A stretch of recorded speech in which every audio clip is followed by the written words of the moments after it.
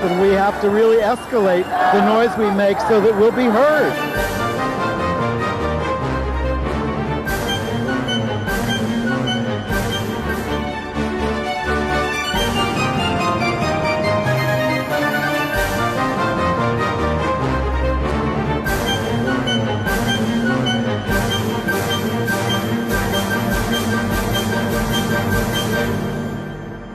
Welcome to Gay USA. I'm Andy Hum. Happy New Year. Happy New Year. I'm Ann Northrup. And we're going to go over a couple of brief headlines before we get to our big transgender panel, who we're going to talk to at length about those issues. And we'll include Andy's theater reviews from his trip to London, too. But in the headlines was Chinese Communist leader Zhou Enlai gay? A new book says so.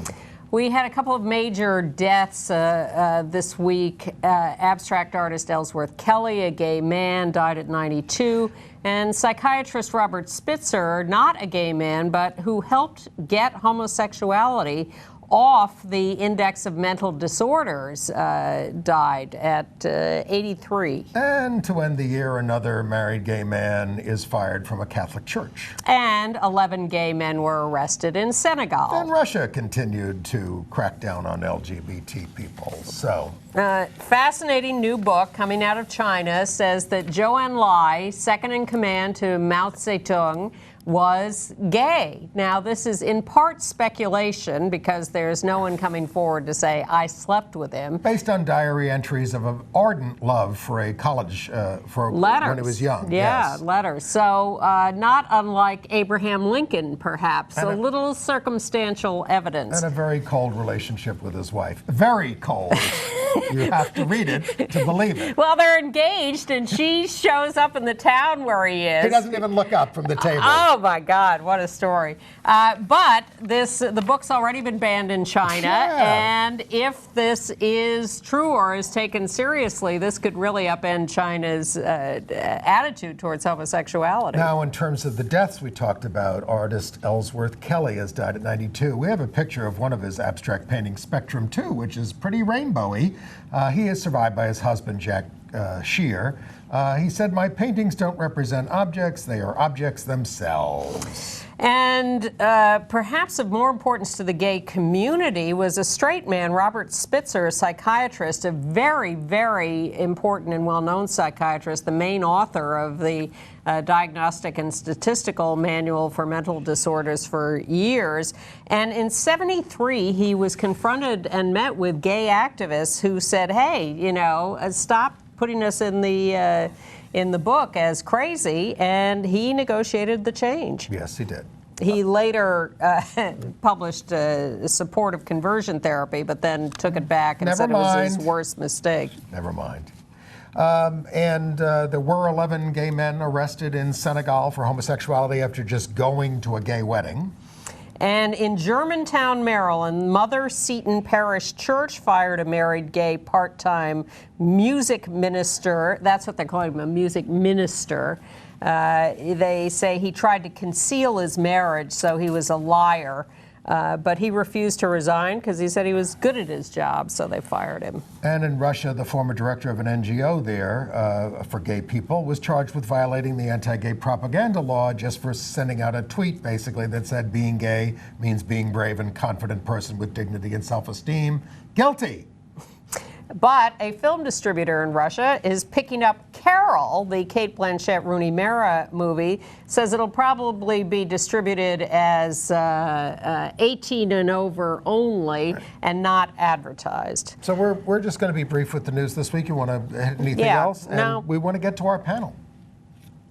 Well, this was the year of transgender issues, and we are very proud to have a special panel here of 3 transgender people, 2 women and a man.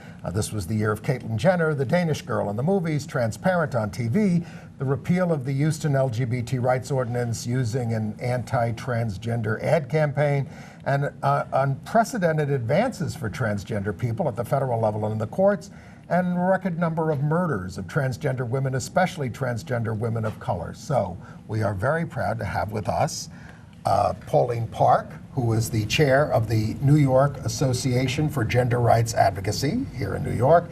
She's also president of the board of the Queens Pride House and a member of Queers Against Israeli Apartheid. We have Melissa Sklarz, who was the co-chair of the board of the Empire State Pride Agenda and was the first out transgender person elected to public office in New York as a Democratic. I was a judicial delegate in 1998 out of the 66th Assembly District, and we ran a campaign, and it was very exciting. And we have Stevin Bonifacio, who is now what is your position? At Princess Janae Place, which is an adult shelter. Yes, I am currently the transgender homeless outreach coordinator. Right now, we are focusing on trying to house transgender people, seek permanent housing for them, people of transgender experience who are above the age of 24, which is the cutoff date where Big need for that. We'll get into that in more detail, as we will with all these issues that you mentioned. But let's start by introducing you to the audience. Actually, Pauline and Melissa have been here before, but I'm not sure we've taken the time to actually hear your stories, your personal stories a little. So if you don't mind, let's start a little with that. Melissa, you're looking ready. Well, I am of a certain age, you know, and back in the 50s and 60s, there was no real language for my feelings, and I grew up, and I knew that there was something unique and different, and I tried to fit in and be a good little guy, and I began struggling as a teenager, and it got worse and worse. And substance abuse is a big part of my story. I did everything I could I just thought I would outgrow my feelings of being female. And in the end, trying to escape that almost killed me. So happily, I ended up homeless and in rehab. And it gave me the opportunity to start over. I had nothing to go back to. I could only move forward. So transitioning over the age of 35 is complicated and difficult. And so it was one step at a time. The first 5-6 years were very, very difficult. I was homeless again. And then slowly but surely, I was able to build a life as a transgender female. I was able to make friends. I was able to go to the Gender Identity Project at the LGBT Center. And create roots and meet public officials. I was a peer counselor there and got to know Tom Duane and eventually Christine Quinn and Pauline and start a career of public advocacy. And Tom Duane and Chris Quinn were gay and lesbian elected officials in New York. I think Tom was the first city council person, gay and HIV positive. He was one of my mentors. He was a great leader and helped in a lot of different issues. Right. Pauline? I was born in Korea, adopted at the age of 7.5 months old, raised in the Midwest, moved around a great deal, lived in Europe for 3 years, moved to New York, transitioned and came out when I moved to Queens, and have lived in Jackson Heights ever since. Co-founded Queens Pride House, the only LGBT community center in the borough of Queens. Co-founded Niagara, the New York Association for Gender Rights Advocacy. Led the campaign for the New York City transgender rights law that was enacted in 2002. Participated in the first U.S. LGBTQ delegation tour to Palestine in January 2012. And most recently, in June and July, my first trip back to Korea since I was 7.5 months old was the keynote guest speaker at the Queer Korea Festival Seoul Pride Parade, which was the largest event in the history of the LGBT community in Korea. And we want to hear more about that coming up, but if I may take you back just a step, Melissa describes a somewhat fraught progression of coming to terms with who she is and and transitioning, how you glided over that a little. Was that easy for you? It's a very long story, probably the subject of considerable pages in my upcoming memoir. And I was going to say the upcoming movies for all of you. 30 or 40 years. Actually, it's the subject of Envisioning Justice, The Journey of a Transgendered Woman, which was a documentary that Larry Tung made in 2008 about me. I always knew I was transgendered from an earliest age. It just took me 36 years to come to terms with it and eventually transition and come out. It was a long process. It was my second coming out. My first coming out was my gay male coming out when I was just turning 18.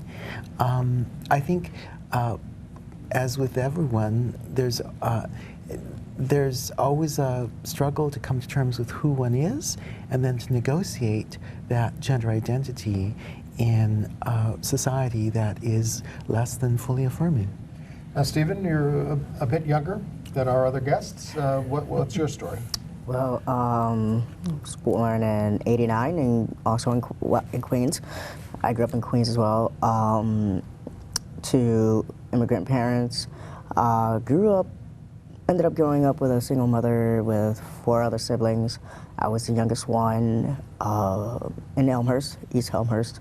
Ended up moving to Richmond Hill at the age of 5 and grew up there, between there and Clearwater, Florida. After 9/11, my mother moved us out there for a better life. And the energy from that area that I grew up in was a lot calmer. It allowed me to really enjoy my youth and not worry about the stupid little things in life.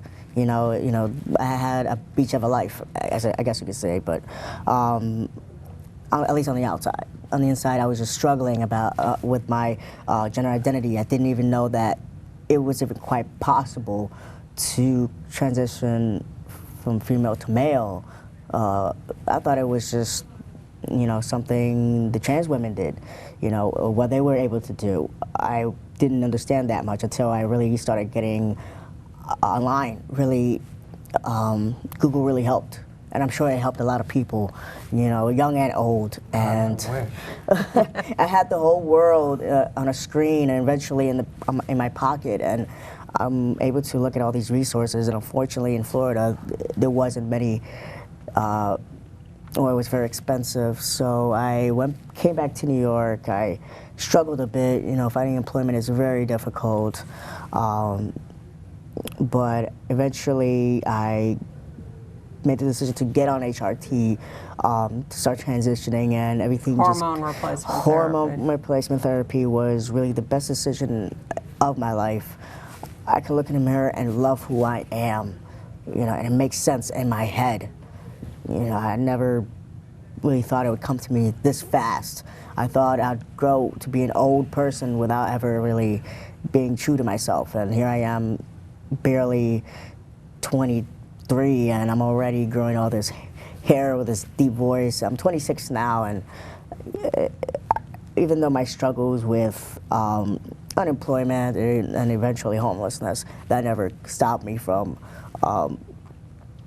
really providing a service to my community. And that's what really led to me joining organizations like Princess Janae Place. Right now we have obtained our 501(c)(3). We're waiting on some grants, but in the meantime, we're still housing people. We're helping agencies become educated with trans issues and the fact that homelessness does occur, in our community at a very, very, very, very high rate. We're looking at 40% overall, and this has to be an issue that has to be really addressed as soon as possible, because it's not just us, it's not just our community. We have thousands of veterans coming home and they don't know where to stay. They're facing all kinds of things, mental health issues and maybe substance abuse, just like everybody, any given person dealing with the same thing in our community, and what we're doing now as a community, we're kind of just getting out of the shadows and saying, hey, we need to be paid attention to. we are like the babies of society. Nobody knows what to do with us yet. They don't know what to do, because for the longest time we have been oppressed. We have been marginalized to being like just, you know, an underground type of subculture people. But no, we are just human beings trying to be ourselves. And so there, clearly, homelessness, unemployment, HIV, getting decent medical care on any basis, all of these are real issues. And this year comes along, and what's the first thing we see? Caitlyn Jenner. So on the one hand, there you have explosive visibility for the community, but on the other hand, this extremely rich, privileged, uneducated on any of these issues woman who winds up on the cover of Vanity Fair in this lovely corset. Your reaction to everything that's gone on this year with that? I think you've hit on the two most salient points. One, the unprecedented visibility that Caitlyn Jenner has brought to transgender issues, which is very welcome. On the other hand, white millionaire Republican is probably not the best spokesperson for the LGBT community or the transgender community specifically, especially since she actually didn't know any other transgendered people until about a month before she transitioned. I think one of the big problems really is not even her so much as the mainstream media, who have more or less cast her as a spokesperson for the transgender community, despite the fact that she's not lived in this community and has had very, very little contact with members of the community. I think it's partly a reflection of the celebrity culture that we live in, the fact that she was an Olympic gold medal winner, married to the Kardashian clan, and a reality TV star. People of our generation, if I may put it that way, remember the Olympic gold medal winner. Sure. People of a younger generation think of Caitlyn in connection with the Kardashian clan. So, Melissa, I mean, it's not a surprise that mainstream media would jump on Caitlyn's story. It has celebrity written all over it. But, and in the series, and I watched the series and the Diane Sawyer interview and all of that, you know, with sort of between, you know, like this, but she does encounter some women who are having issues, who are real live people. What do you think of all of this phenomenon? The audience for Caitlyn Jenner is not us. It's not you. It's not your audience. You know, the vast amount of American people have never met a transgender person. Well, they all have now. And the fact that this transgender woman was a male Olympic icon can only help Caitlyn Jenner smashes some stereotypes over who and what trans is. Now, whether she will have the ability to grow, whether she has the wherewithal to grow, that remains to be seen. I know that for people out there, for the chance to really see all over the country who don't get the access in the big cities to meet real transgender people, now all Americans now know what a transgender person is. Hopefully she will learn and grow. I am carefully optimistic. Well, I mean, we talk about the celebrity of Caitlyn Jenner, but there was Christine Jorgensen in the 50s, front page news in the Daily News for a long time. We're the only ones old enough to remember. Well, and others, Renee Richards, less time ago. Also dating yourself. Well, I'm just saying it's not a totally new phenomenon, but here's my question. What is your experience? You talk about the transgender community. How much community is there among transgender people? We talk to a lot of transgender people who I've spoken to who say, look, I don't want to be known as transgender. I want to be known as a woman. I want to be known as a man. I just want to blend in. This is what I fought for all my life.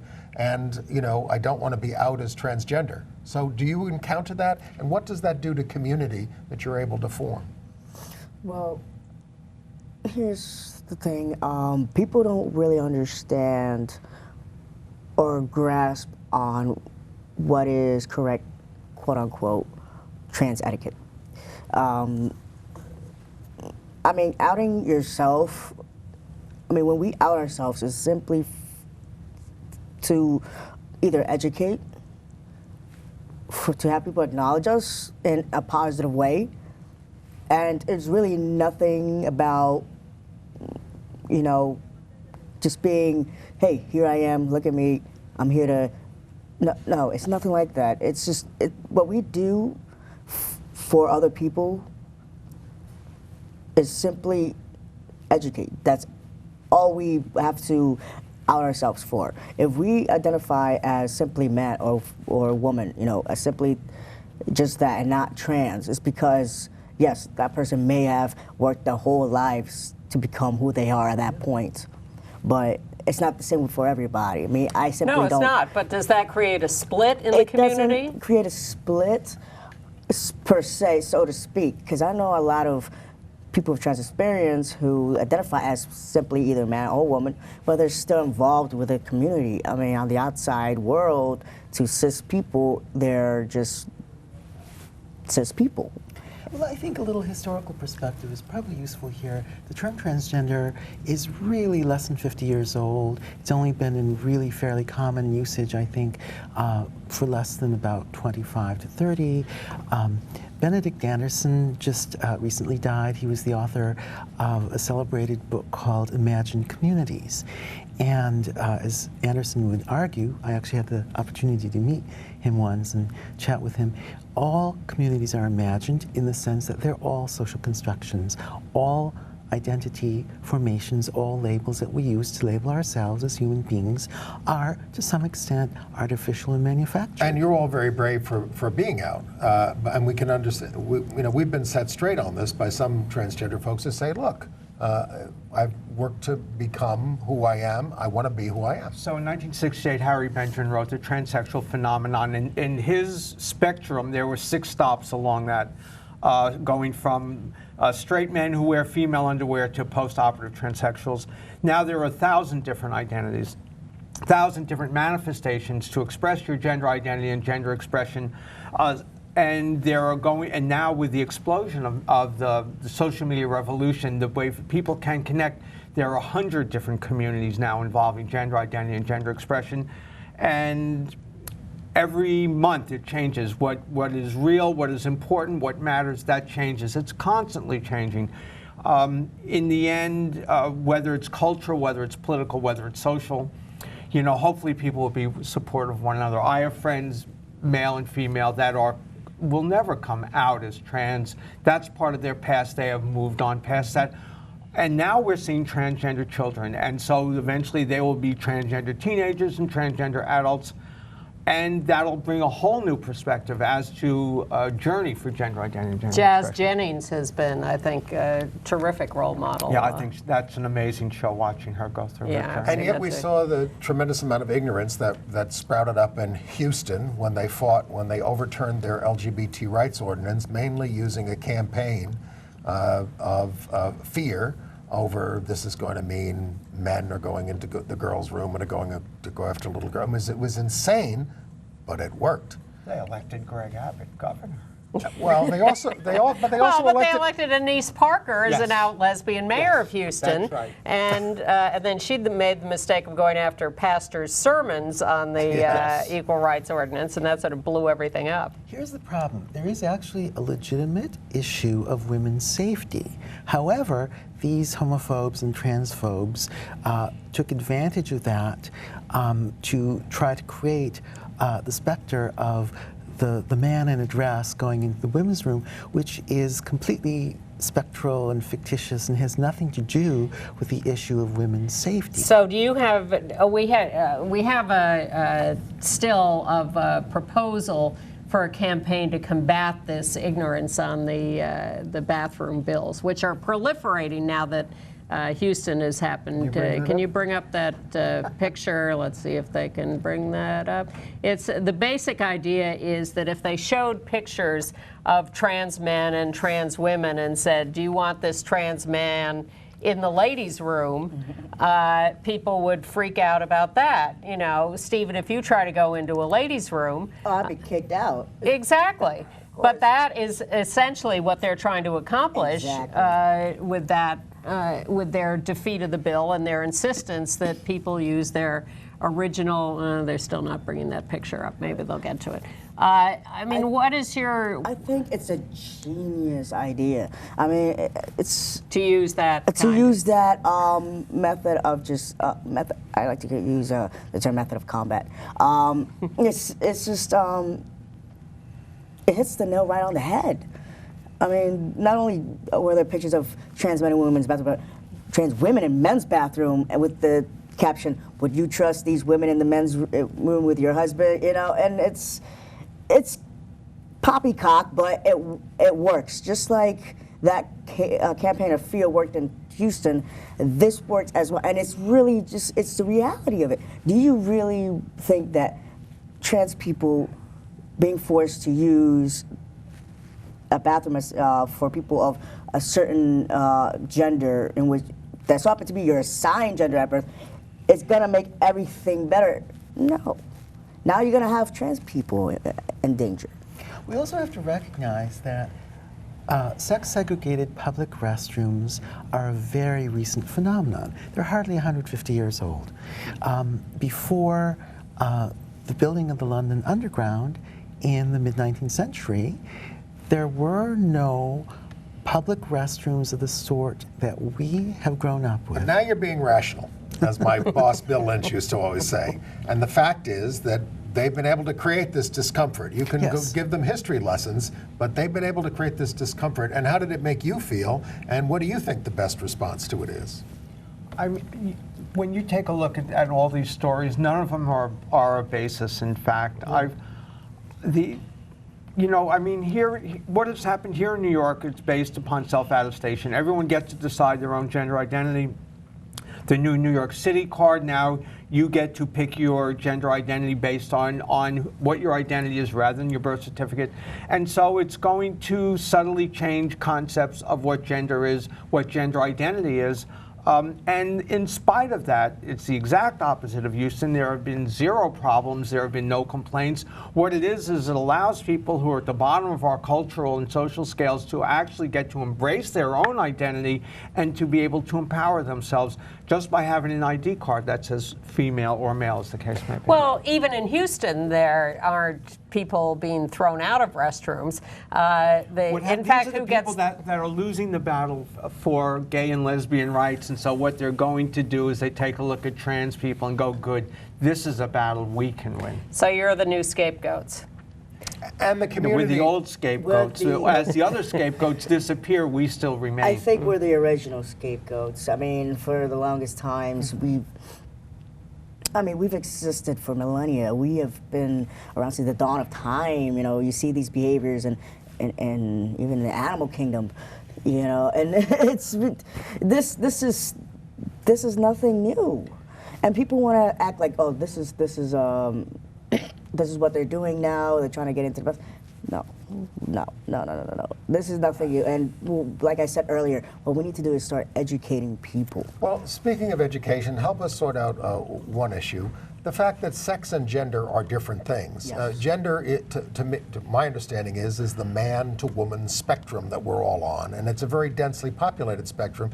But sex is biology, is, you know, I mean, animal. Do you produce eggs? Do you produce sperm, sexual reproduction, et cetera? Do you have... and that's not entirely binary either. Right. Nope. Of course not. There are intersex people who are neither fully male nor fully female, but we impose a sex-gender binary on our fellow human beings.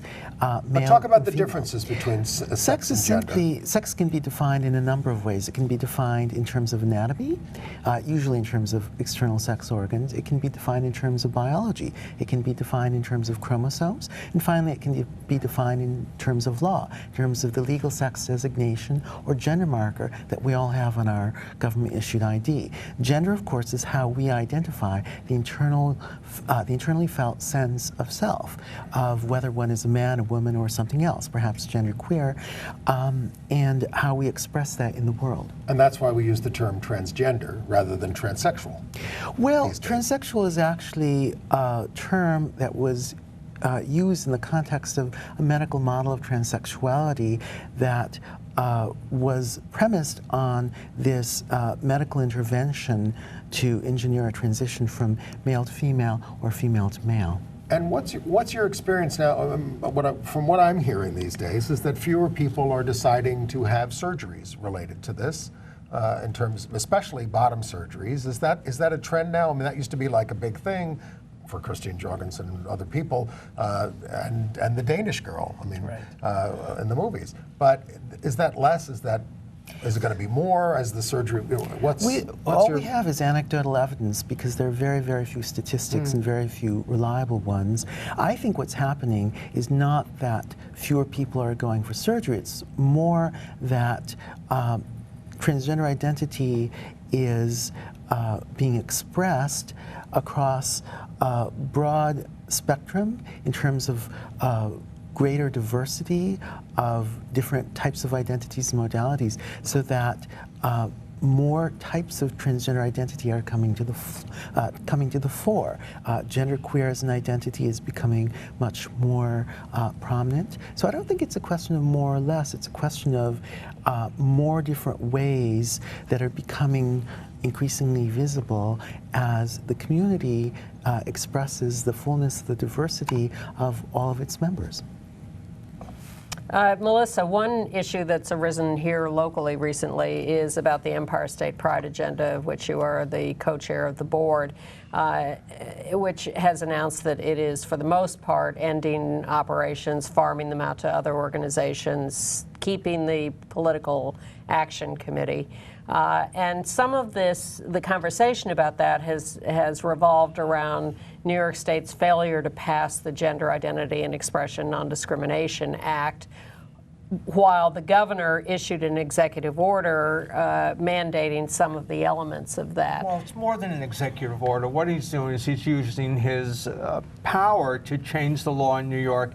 He has decided that the Civil Rights Code in New York State under the manner of sex actually includes gender identity and gender expression. It's defined, and he has declared that this is now going to be included. All the things that our legislative agenda was hoping to attain, with the exception of hate crimes protection, is now going to be included. Now, if someone does not like the governor's idea and concept of gender identity and gender expression, rather than worry about the 5 of us, they can sue the governor in court. What they've done is they've taken it out of a legislative agenda and they've made it judicial. In New York State, the courts are dying for some kind of guidelines to start ruling in behalf of transgender people, and they've been sniffing around using sex anyway. So this will be great.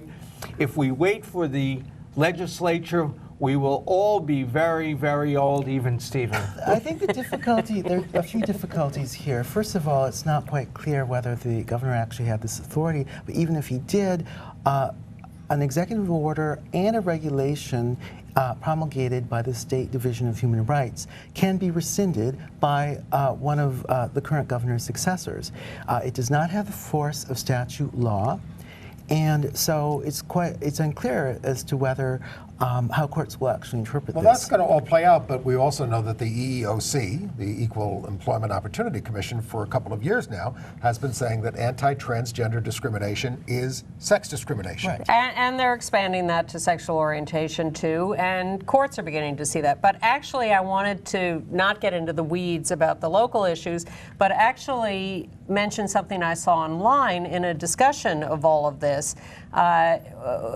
It's certainly our understanding that once New York State passed marriage equality and that became accomplished, that donations to ESPA fell off, and a large part of ESPA's agenda became passing gender in the really backwards, horrible state legislature we have. So I'm reading discussions of all this online, and there's a comment from an online commenter that says, well, this is understandable because ESPA was transjacked. And I thought, whoa, there's a new term.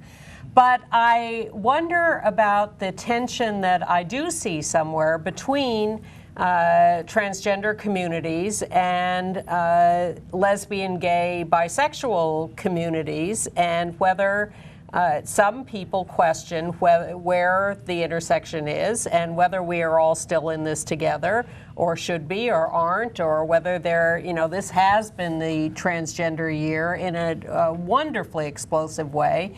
But there are gay people who say, I'm not involved anymore. I do think most movement groups resolve this in the controversy over the Employment Non-Discrimination Act. But you're right that it is out there in the community. It is. So that's what I'm asking about. All right. I would just say, I think a key turning point nationally was, in fact, in the Employment Non-Discrimination Act, when Barney Frank removed gender identity from the inclusive bill in 2007. I yelled at him, and he yelled at me. Which prompted the creation of United ENDA, of which Niagara was a member, which included virtually every national, state, and local LGBT organization, except for HRC, the Human Rights Campaign, demanding that gender identity be put back in the bill, which it eventually was in September of that year. I just want to add one little but very important point about gender, which actually does have national implications. Studies have shown that sexual orientation only rights bills that are passed are followed up by transgender inclusive or specific legislation, if at all, 11, 12, 13 years down the road.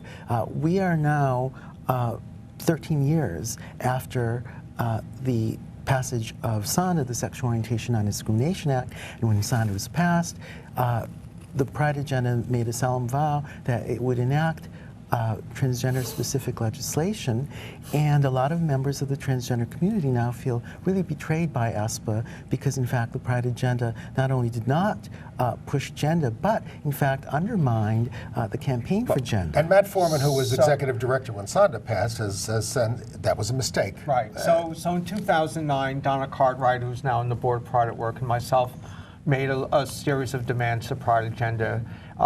And the demands were to make gender #1 priority, to use money for polling, to hire transgender people on staff, and have transgender people on the board. Empire State Pride agenda did all 4 of those things. And so if the Empire State Pride agenda in 2009 is going to support transgender people as part of their legacy and foundation, then I figured what I could do is at least be supportive of its mission. The people there have taken that mission as far as they can.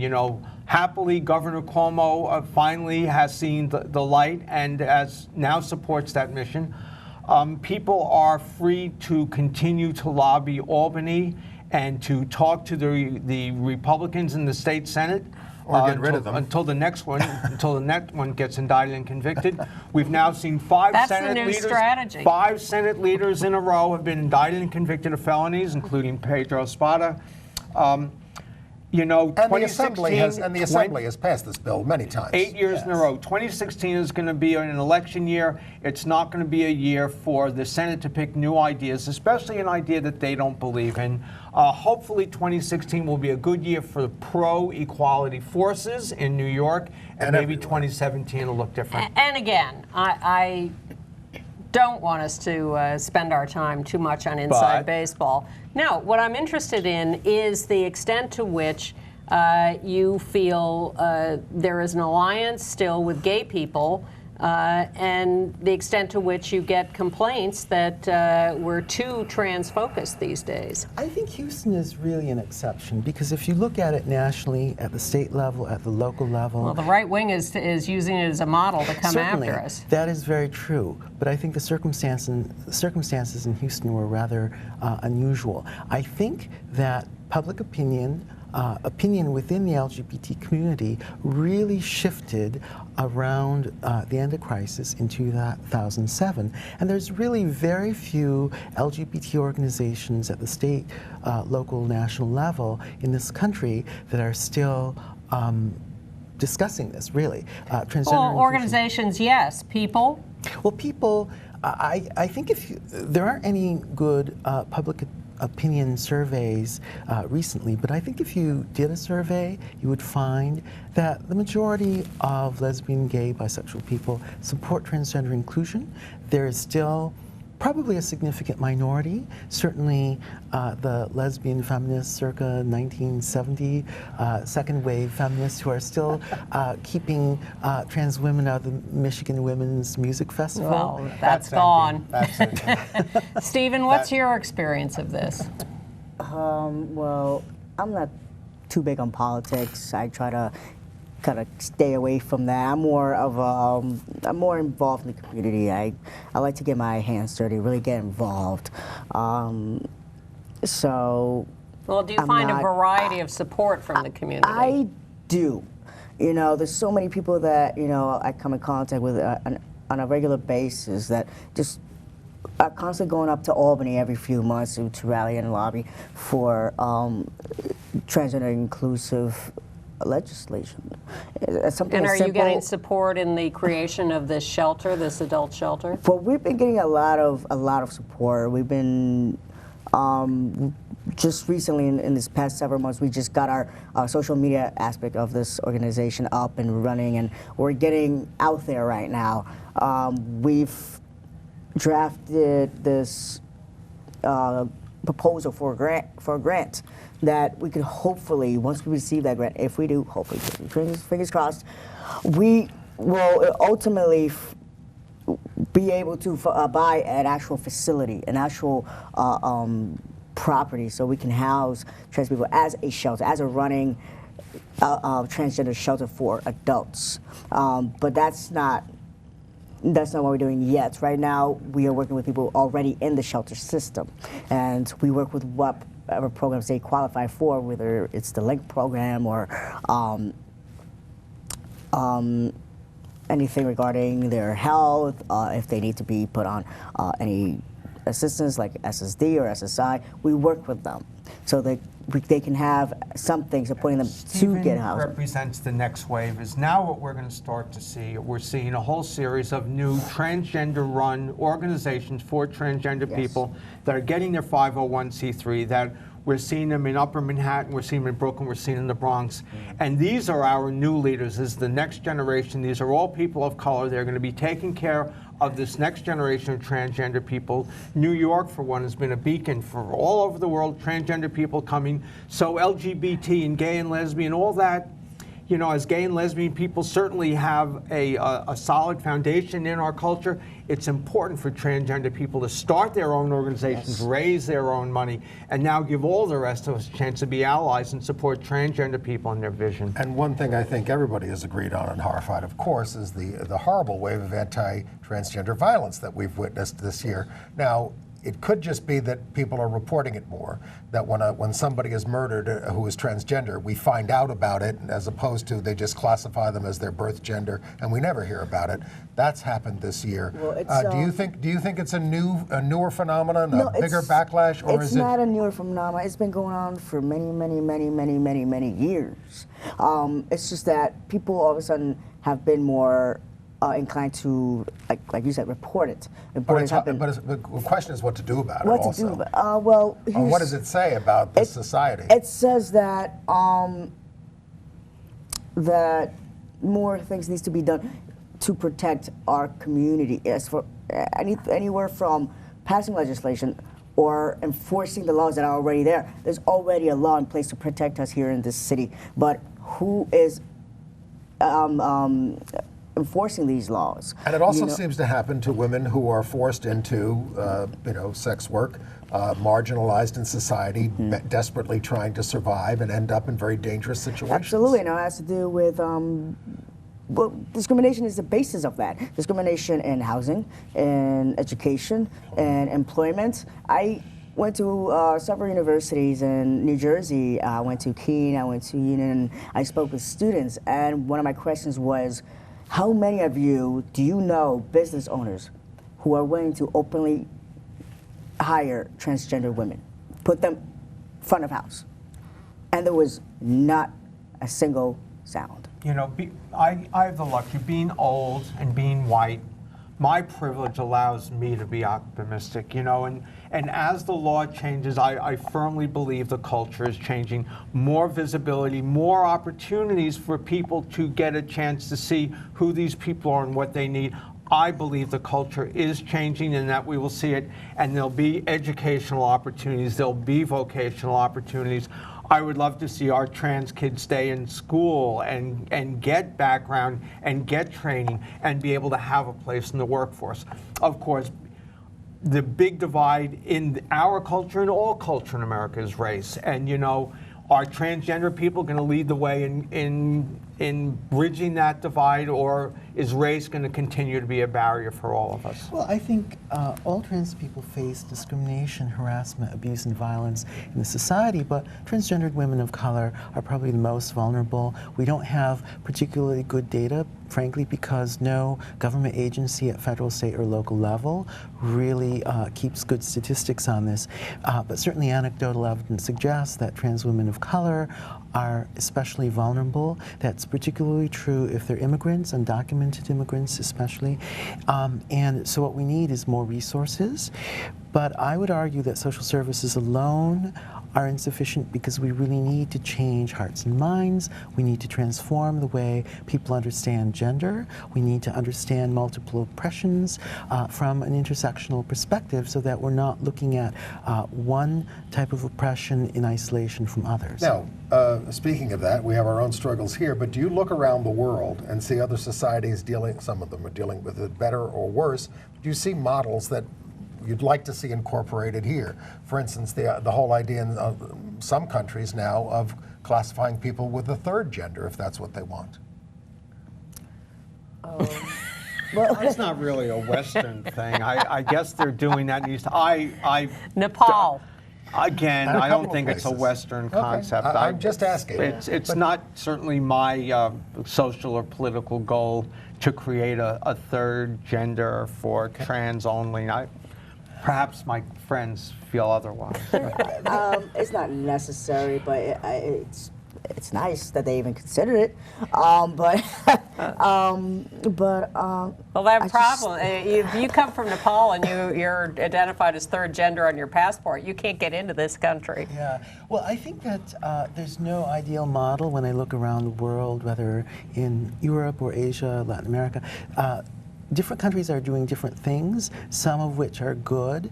I think the danger, the risk is policies and laws that are based on, purely based on a medical model of transsexuality that exclude significant portion of the transgender community, and we see this in various different countries happening, so I think we have to be aware of that. I spent a month in Korea, and I spoke at a meeting of the leading LGBT advocacy organization there, the Hang Seung-in, and I also spoke at a meeting of Chogakbo, which is the new transgender advocacy project in Korea, and I had the opportunity to speak with a lot of LGBT Koreans, including transgendered Koreans, about the situation there, and I think it's a really interesting case. I think progress is being made, but Korea is really probably 20 or 25 years behind the U.S. What about progress with the police here in the United States? I mean, we have a situation where I work with, with New Alternatives for Homeless LGBT Youth. Homeless trans youth, especially youth of color, are often just arrested for walking down the street because the police say, well, this will be an easy prostitution arrest. It doesn't matter what they're doing. Are we making progress around that? Are we making it? There has been. I mean, Can you turn that off? People. That's not me. It's my phone. It's Okay. I'm sorry. It's here's the problem. Police may have now started to, take us a little bit more seriously in terms of reporting crimes against us and helping us out. And we're seeing very little baby steps regarding that. But the major issue is our women, especially our women of color, being arrested simply for having condoms on them. And then people worry and wonder why there's such a high risk of HIV infections in our communities. Why? And now you're going to have people who do survivor sex work not having condoms on them, you know, to really help protect them. And maybe they're not educated. Maybe they don't know about PrEP to help protect them against HIV/AIDS. And so this is the real issue here. You cannot use condoms as proof for a prostitution arrest. There It is are not. there are a billion issues. I spent 2 years with a group working with the police. We've changed the patrol guide. We've completely changed the way that they're going to have to deal when it comes to trans women and trans men, actually, but mostly trans women, and certainly in terms of their arrest, in terms of their assessment when they book them. It's in the patrol guide. They have very clear guidelines now how to deal with transgender people. That being said, police are the police. It's hard negotiating with 35,000 people when they all have guns. There are different precincts that have taken this patrol guide into their own hands. In Jackson Heights and Queens, there is a precinct there that is adamant about all these, searching for undocumented women for their arrest records. It's very, very old school before Mayor de Blasio took over. But the record is very clear. It's very clear how the police are supposed to deal with transgender women. So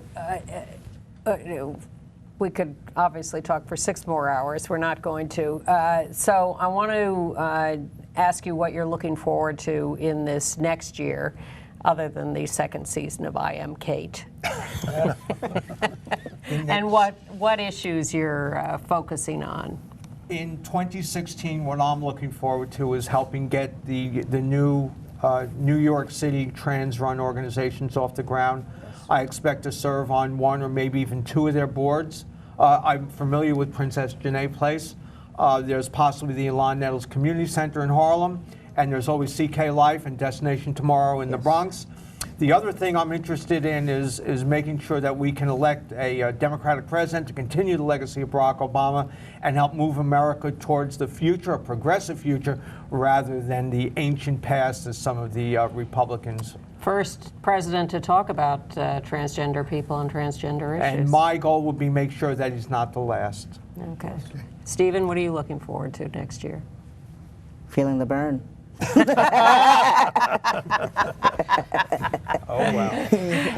And putting your new shelter in place. For you older people out there, that's a reference Well, to everything Bernie will be everything will come into place. I have high hopes for Princess Janae Place and other people in our communities that are working just tirelessly to help our organizations off the ground. We need more trans-led organizations, more trans-led organizations that are led by trans people of color. We need to support these organizations. Pauline? Well, I would say, just by way of reference to the presidential election, that Barack Obama has been the opposite of progressive in most areas, and Hillary Clinton's record is also very anti-progressive. I'll be focusing a great deal not only on... But you're not for Republicans. No, of Okay, course not. thanks. Mainstream, I'll be focusing on, if you will, mainstream LGBT issues, but also working on, through New York City Queers Against Israeli Apartheid, to challenge the apartheid regime in occupied Palestine, working with LGBT queer Palestinians as well as non-LGBT Palestinians to bring an end to the illegal occupation, which has been in place since 1967. A full agenda. Yes, and impressively focused on local work and the need to concentrate on that and build leadership from the ground up and put it in place. Thank you for beginning this conversation with us. We look forward to having you all back here to continue this and expand upon it. It's a great beginning. I'm sure our viewers are interested and impressed. Happy New Year to you all. And we'll be right back. And now, Andy's theater reviews from London, starting with Jane Eyre.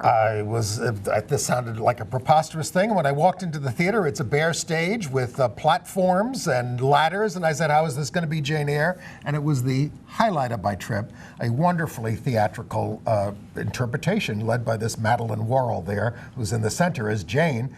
It's got a lot of feminist themes. It's Charlotte Bronte's 19th century tale, and you can see it at if you go to ntlive.com, it's going to be shown in theaters around the country. And The Winter's Tale. Kenneth Branagh has his own theater company now, and he started off with the Winter's Tale with Judi Dench. There's Judy on the left. And it is absolutely. This was a wonderful production. It's a very hard play to get right because it's so preposterous, and it was very moving.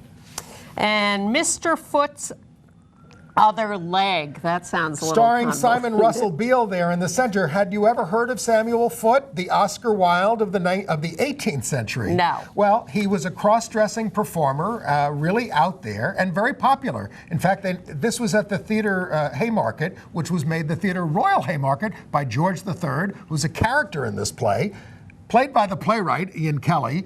And it's a fantastic tale. He's a very important figure in the history of theater. And like Wilde, he was charged with sodomy and wouldn't leave town. So, suffered enormously. It's called Mr. Foot's Other Leg because he had his leg amputated at the end of the first act.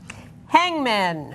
Martin McDonagh is back. And Martin McDonagh is the playwright who takes a bad situation and makes it worse, and often to comic effect. This is the end of the death penalty in 1965, and he's showing us the hangmen, the executors, who don't have a job anymore. They run pubs, and what happens? And it's, again, there's a murder mystery involved.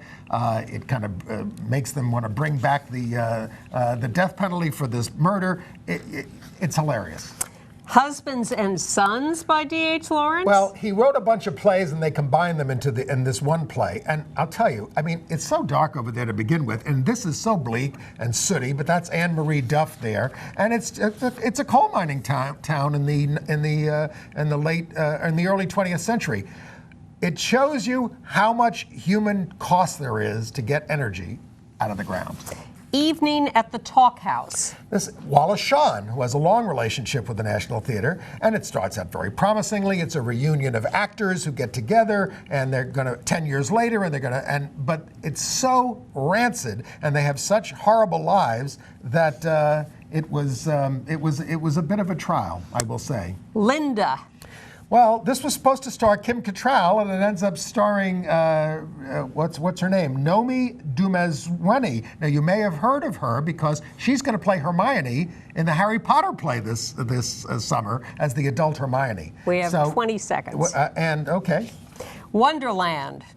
This is an adaptation of Alice in Wonderland as a musical, and it was very disappointing, even though it was about bullying modern youths, including a gay youth. I wanted to like it. And Flowering Cherry. Robert Bolt, who wrote A Man for All Seasons, wrote a kitchen sink play. I sat 5 feet from the kitchen sink, and he obviously went on to bigger and better things with A Man for All Seasons and Lawrence of Arabia. And that... my reviews will be at gaycitynews.com in a couple of days.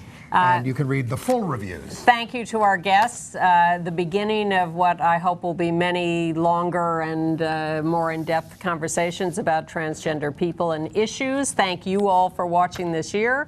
We'll be back next year. Happy New Year. See you then. 5, 4, 3, 2, 1. Hooray! In New York, anyway. Yeah.